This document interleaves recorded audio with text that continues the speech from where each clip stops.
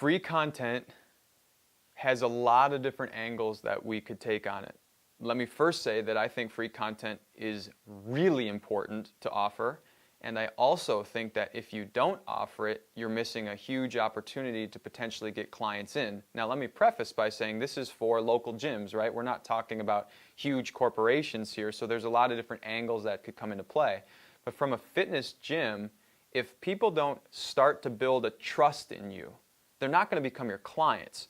So content allows for, the different phases of the buying cycle to happen. So if I'm trying to build awareness, I might write an article about nutrition. I might write an article about strength training. Something that for the audience who I've identified as being quality clients that I would like to have in my gym, they should like those articles. Now notice that I didn't talk about myself in the article.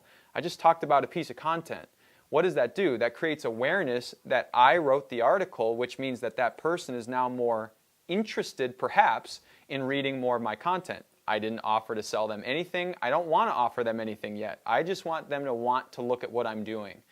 Once they are interested in those articles, now I can have a little bit more specific articles on how do I do nutrition in my gym. That starts to look like the interest portion, right? That's before somebody would buy.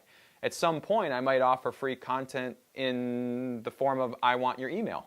Okay? Now, if I can get your email, now I've got an even better place where I can start to drive more good quality content to you. And ultimately, what I want is for you to see so much value in the content and my style and my belief system that you want to actually reach out and have a conversation with me. You want conversations. Okay? When you speak to people, particularly if you're a gym, you want to coach people. So these articles are a way for you to give content in the form of coaching. When they reach out, now you're actually coaching again, which is a much more probabilistic way of getting them to close as clients. If I don't have content, how are people going to build an awareness or a trust in me as a coach? How do I do that? It's very, very difficult. So the content allows for people to start the process of building trust in me so that they want to start a conversation about how I can benefit them.